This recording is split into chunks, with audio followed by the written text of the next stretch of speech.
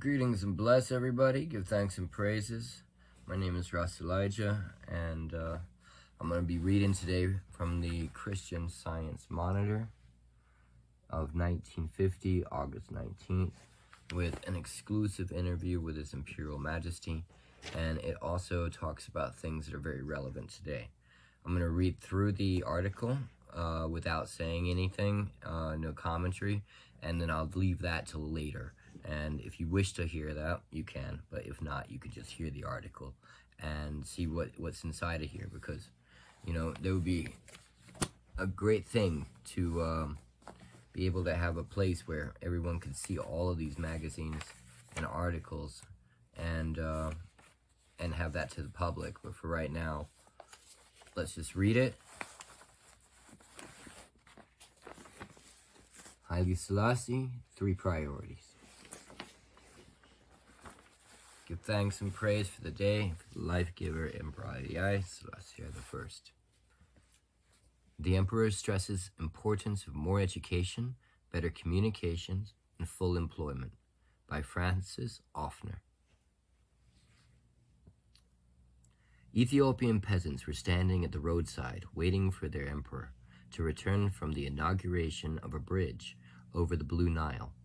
My car followed closely that of Haile Selassie's, and I saw simple black farmers stop their ruler occasionally and hand him their written complaints and requests. The emperor had no bodyguards, nor was his car protected by an armed escort. This scene contained symbolically the main elements of Haile Selassie's rule: development of the country, care for all the details of his administration, and popularity with his people. Few other rulers in the Middle East would or could have risked such a direct contact with their subjects. I have 3 priorities in serving my country, Haile Selassie said to me in an exclusive interview. I first want to expand education. My second ambition is to develop communications. And the third, I wish to secure employment for all Ethiopians. These were no idle words. Ethiopia has been brought from its 1600-year seclusion to active cooperation with the civilized nations of the world during the reign of Haile Selassie. He has established schools in areas where they never existed before. From less than 10 schools that were existing in Ethiopia when Haile Selassie, under the name of Ras Tafari, became regent of Ethiopia 34 years ago. Their number has increased to more than 400, with 55,000 pupils. In addition, the emperor's government is financing the studies of nearly 300 Ethiopian students in various foreign countries, including the United States and the United Kingdom. Haile Selassie also introduced airplanes into his country where mules had been the main means of transport.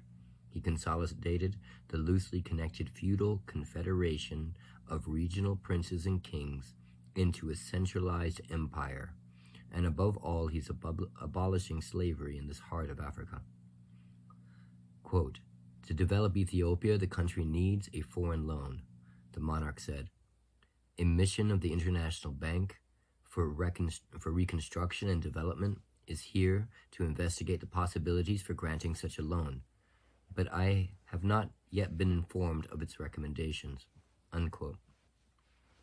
My people are able to pay back, Haile Selassie said, explaining that his country is rich in mineral resources.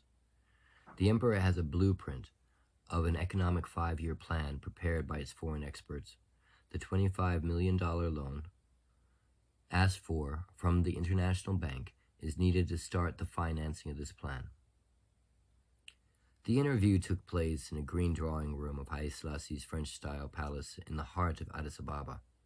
No lion cubs have been in the room, as was the custom at this court not so long ago.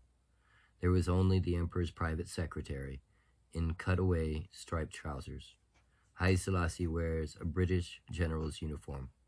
Quote, the United Nations will have to recognize that Eritrea, this former Italian colony, should be returned to Ethiopia, unquote, said the emperor, switching to foreign affairs. Quote, except for the period of Italy's invasion of East Africa, which started at the turn of the last century, Eritrea has always formed a part of Ethiopia. It would be only just and fair to return this province to its homeland. unquote.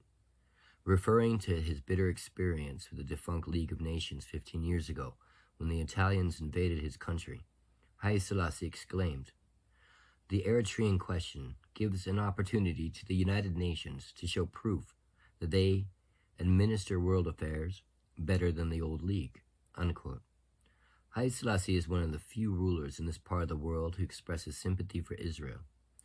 Ethiopia and Israel have the same ancestors and claim the same origin, the emperor said. Quote, "We are glad that after so many centuries of persecution, the sons of Israel have regained their freedom and justice has been rendered to them," unquote. Haile Selassie at the same time expressed hope that Israel's government will assist Ethiopia in the question of Eritrea. The emperor's sympathy for Israel does not change the fact that Ethiopia refuses to recognize Israel, and that Egyptian influence in this country is considerable. Ethiopia and Egypt raised their legations to the rank of embassies last spring. An Egyptian-Ethiopian air agreement has also been signed. A group of 13 Egyptian newspapermen visited Ethiopia earlier this year. The catching of Arab votes for the UN discussion on Eritrea and the possibility of constructing dams on Lake Tana, the source of the Blue Nile, are both weighty reasons to keep Ethiopia close to Egypt. Isolation has, for ages, been a brake on Ethiopia's development and progress. Haile Selassie, determined to remove this arresting factor, brought his country to the world's international arena long before Italy's invasion of Ethiopia. As early as 1923, Ethiopia joined the League of Nations. It is a member of the United Nations. It has embassies in Washington, London, Paris, ministers accredited to the Soviet Union, and 9 other countries, and consular officials in 9 more. Haile Selassie is probably Ethiopia's most hard-working man. He gets up regularly at 5 a.m., takes up state matters even before breakfast, which is at 8 a.m. From 9 a.m. till 1:15 p.m., he receives officials and visitors. At 4 p.m., he re-enters his office and works until 8 p.m. After supper, the emperor often works until late in the evening. He has 2 rest days weekly, Saturday and Sunday. The 58-year-old emperor speaks excellent French and good English. In 1916, under the name of Ras Tafari Mokenen, he was appointed by the Council of Great Chiefs of Mark to be regent to Empress Zoetu. Following the passing of the empress in 1930, he ascended the throne and adopted the name and title Haile Selassie I, the conquering lion of the tribe of Judah, elect of God, King of Kings, Emperor of Ethiopia. Belonging to the Coptic Christian Church, he does not have a harem, but only one wife with whom, contrary to customs in most Middle Eastern countries, he appears with in public. When I was invited to the imperial palace, I was told by the emperor's private secretary to wear formal clothes and to bow 3 times when entering Haile Selassie's room. At the entrance of the drawing room, white-clad servants with white gloves were standing in 2 rows. I was warned not to address Haile Selassie otherwise than Your Imperial Majesty. All this may appear to a critical Westerner as too much of a protocol and over-pompousness. However, one should remember that in spite of strict observance of rigid formalities, Haile Selassie's court is one of the few in the world where the interests of a neglected and backward people are being incessantly fostered by an enlightened and great reformer. End of article. Francis Ofner is an expert on Middle Eastern affairs and is a special correspondent to the Christian Science Monitor. He speaks several languages of the area and is close to current and rapidly changing economic, political, and social conditions. So there's a little bit about the author. So this is an incredibly important article because it talks about in the past the plans to have a dam, exactly where the Grand Ethiopian Renaissance Dam, the Gerd Dam, is. Though the Gerd Dam is significantly larger, the same area is there, and also the importance of Egyptian-Ethiopian relations. Those relationships are also interlinked into Israeli-United States relationships presently. So there was an interesting dynamic that was being placed there. There's also a fantastic dynamic of showing that His Majesty, as it was spoken here, he consolidated loosely connected feudal confederation of regional princes and kings into a centralized empire.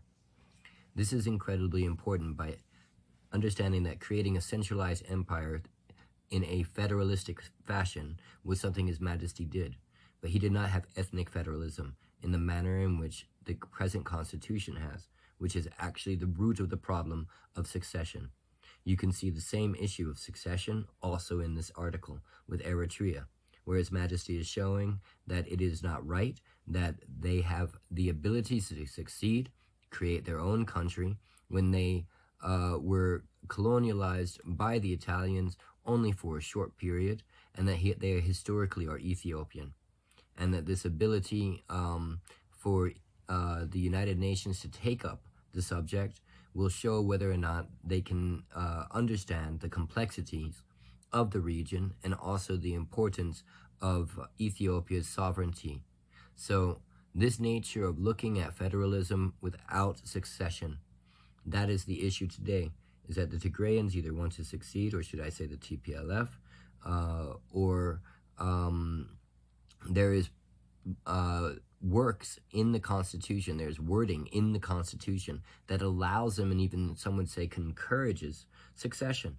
So this type of ethnic federalism is not one which actually can hold itself together, but is destined to fall apart.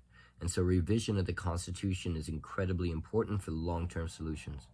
But the way in which we get to see that His Majesty is seen as a reformer is also important, because it shows that His Majesty is calling on the United Nations to reform and not be the way that the League of Nations was, where they are not living up to the expectations of looking at the nature of people wanting to succeed from an independent sovereign nation, not one which is colonialized. There is a huge difference, especially when it has been open and has been used by former colonializers of other nations like the Italians in the past, that over and over again that this northern area has been a weak spot for invasion and for foreign interests.